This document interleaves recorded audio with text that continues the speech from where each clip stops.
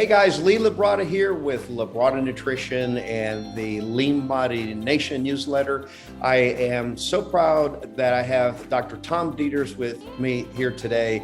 My dear friend, he's the former editor-in-chief of Muscle and Fitness magazine, publisher of Flex and Men's Fitness, a career CEO. He's written hundreds of articles and has been, explaining and applying science for all of us to benefit from for many, many years. So it's my great pleasure to welcome him today.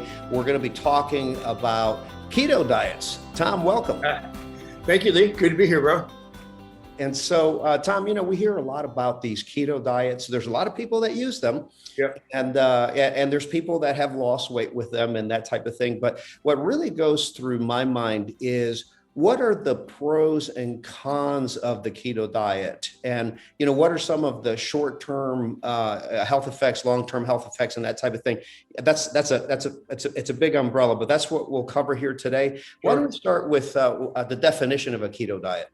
Well, by definition, basically, a keto diet is where you eat 50 grams of carbohydrates per day, total carbohydrates from all sources, any sources, less than 50 grams a day. Some people try to eat less than that if they're really hardcore on the keto program, which is very difficult to do, by the way. And then you sustain that for 3 to 4 days before you actually go into a metabolic state known as ketosis. Okay, that is reflective of protein and fats being broken down to supply energy sources because you're not giving your body carbohydrates. So the stored carbohydrates in our muscles and our liver, called glycogen, becomes exhausted. Then the body has to shift over to this alternative energy pathway. But that's the definition of the diet. But let me, and you've heard me deliver dozens of seminars, over the past 30 years. Let me do what I normally do, which is go to 30,000 feet and try to frame this, because it's real easy to get, lost in the tall weeds and all the details. But it's like, wait a minute. What is this thing? What's it for? Who's it appropriate for? Before we just jump in and start figuring out, all the details. And really, this ketogenic type of diet has been around since the earlier 1900s, 1920s. There started to be studies on it, particularly in dealing with epilepsy, which is, some hyperactive brain activity, to put it lightly. And we also know. That's right. It was really interesting to me what you just said, because I read the same thing. I looked it up and I saw that these ketogenic diets were originally developed to treat epileptic patients, which I found extremely interesting. Correct. And it's very effective at doing that. I mean, absolutely, no question. But the kind of the permutation we see today is that it's another diet trend, right? And this is the mass market version of diet, which is, weight loss, caloric restriction. Whereas when you and I talk about diet, it's a holistic, broad term that means meal timing, macronutrient intake, supplements. I mean, it's the whole family around what you put into your body. But the keto diet is very effective for epilepsy. We know that people who are on keto diets do have a increase in cognitive function. We know that even when you do short-term fasts, you feel like your brain's a little bit sharper. That's absolutely true. That's not a placebo effect. It's not imagined. But what is the purpose of the keto diet today? Well, is it a short-term way to lose weight? Certainly it is. We know that if we just cut out carbs, we're going to lose weight because each gram of glycogen is bound to 2.7 grams of water. Okay, so a gallon of water is 8.14 pounds. So if I can just get somebody to make enough bathroom trips to, urinate a gallon of water, they just lost 8 pounds. Right. Wow, I lost weight. Wait a minute. We don't want to lose weight per se. We want to lose body fat. We want to change our body composition. What if somebody lost 20 pounds and they lost 10 pounds of fat and 10 pounds of muscle? To me, that's not a fair trade, because lean body mass is what keeps us metabolically active. We know it's a key biomarker for anti-aging. We want to build and maintain muscle tissue, not jeopardize it. And the keto diet puts us in this state, this catabolic state, right? We've heard the word anabolic, anabolic steroids. Well, anabolism or anabolic pathways are pathways that build up tissues. Right. Catabolic pathways are designed to break down tissues. Right. So the ketogenic diet, as far as for lean body mass, is catabolic. So if you're an athlete, if you're trying to put on lean body mass, this is not an athletic enhancement performance diet by any way, shape, or means. This is a short-term way to lose weight, but there's a hook to it. For an athlete, you're saying that if they work with a keto diet, that they're necessarily going to lose muscle. Is that correct? Usually that is the case because you're taking away the primary energy source that your body uses preferentially, which is carbohydrates, right? And if you don't have carbohydrates, you're left with two other energy sources: proteins, amino acids, the building blocks of muscles and most of our tissues, by the way, and also fat. Well, the problem with metabolizing fat is it's very slow burning. So any short-term energy demand you have, if there's not carbohydrates or stored glycogen, and if there's not enough sugar in the blood, you're going to go to a protein molecule, which is made up of amino acids. Right. You're going to take those individual amino acids, and you're going to change them into glucose, because that's really what amino acids are, is a glucose molecule with different side groups. So essentially, if they're on a ketogenic diet, less than 50 grams of carbs per day, if they have any immediate energy needs, like let's say that they have to sprint or they're going to do a very fast weight training workout, that energy's got to come from somewhere. So it's going to come from protein, or it's going to come from muscle, right? So, well, it's going to come from protein, which is the biggest protein store we have is our muscle tissue. And if you talk about short-term or a resistance training workout, you really don't get into burning fat much during those type of workouts. The reason why workouts burn fat is not what you do in the gym. It's because of the metabolic afterburn you get after leaving the gym.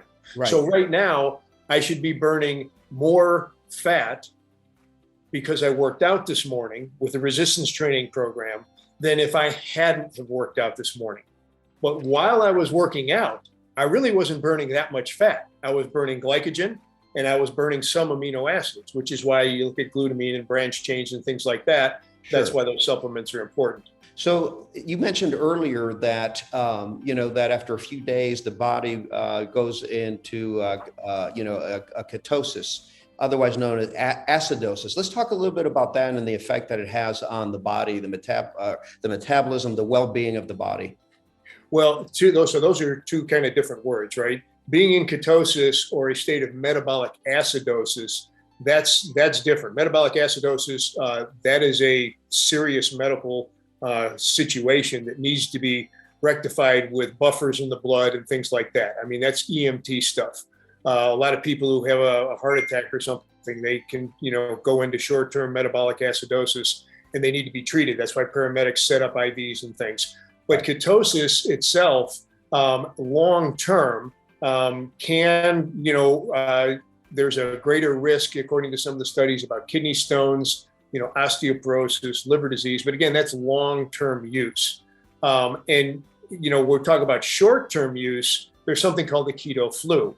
So when you first try to do a ketogenic diet, and I say try because most people, let's be honest, try it and can't do it after even a couple, 3-4 days, right? So, but if you can stay on it for 3-4 days and really do less than 50 grams of carbs a day, often you get symptoms of fatigue, well, no surprise, headaches, a little bit of stomach ache, and they call that collectively, this group of symptoms, the keto flu. Okay. And it's fairly common. I don't know what percentage of people on the keto diet experience that initially, but that does happen. But the other side of that coin is that, you can lose weight with it fairly quickly. Again, a lot of that can be water loss. We know it results in a different kind of calming effect on the brain, increases cognitive function. We know that it will drop blood sugar. Well, no kidding, because we're not taking in any carbohydrates. We know it can drop your HA1C if you're on it long term. That's another reflection of blood sugar level. We know it can drop cholesterol, and it can increase insulin sensitivity, again, on a short-term basis. Okay. All those are a result of just modifying the diet, right? Which is why, can we get the same results with a less extreme carbohydrate deprivation? Yes, we can. Mediterranean diet probably has more positive studies behind it than a lot of these other diets. And a Mediterranean diet is not a fad. It's not something you get on and off of. That should be a lifestyle type of diet, because the people who go on, and we heard of the liquid protein diet back in the 80s, and people losing all sorts of weight, which was basically a low carb diet. So they would lose the weight. They would think, oh, this is great, and I've lost my 20 pounds. That was my goal. They start eating normal, and they start gaining weight back again. Because when you deprive the body of carbohydrates or calories, either one will suppress your metabolic rate, your metabolic set point. So now if you go and start eating your usual number of calories that you ate before the diet, okay, or anything even close to it, you can rebound. And that's where you get those diets that it becomes unhealthy to lose weight, gain weight, lose weight, the yo-yo diet syndrome. Since we speak to a lot of athletes through our Lean Body Nation, we are proponents of moderate intake of complex carbohydrates, but we're exploring the keto diet today. If someone is bound and determined to use a keto diet, keto program, what are some of the suggestions or comments for keeping it healthy? First, a real keto diet, is going to be kind of a metabolic stressor, if you will. And there's people who should not even attempt the keto diet, again, according to the literature. And we're not giving medical recommendations for anybody. We're just talking about information. That decision to change their diet or supplement program, particularly in such an aggressive way, would be something that they should check in with their personal physicians with. But a type 1 diabetic, for instance, is not recommended they go on the keto diet because it can cause oscillations in blood sugar levels or insulin dosages or things like that. But again, I'm not sure. The only motivation that I think makes sense are kind of a medical intervention for epilepsy or some other kind of neurochemical disorder in the brain, right?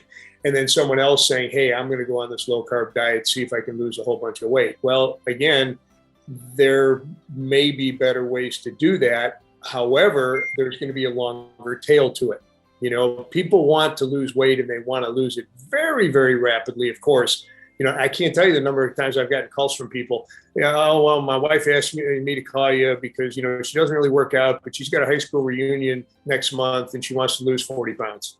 Short of lipo, and even with lipo, you can only remove so much at one time. So we're much better off and can be healthier with a longer, diet that is going to address our metabolic needs, do it while preserving lean body mass, augmenting health, supporting our immune system, because again, you can have immune system implications anytime you stress the body. And I think that's the best way to go. I know that's what a lot of people don't want to hear. They just, want the good stuff, but sometimes if it's too good to be true, it often is. And the weight loss, drastic weight loss from people who are say obese on keto is not something that's easy to sustain over time unless they're very careful. Now, if they try keto to kickstart things and then they, graduate into an exercise program because they've lost some weight, feel better, they feel more mobile, they get into more of a Mediterranean diet or some other healthy diet, that can be a good thing. But I don't see that as often as you and I would like.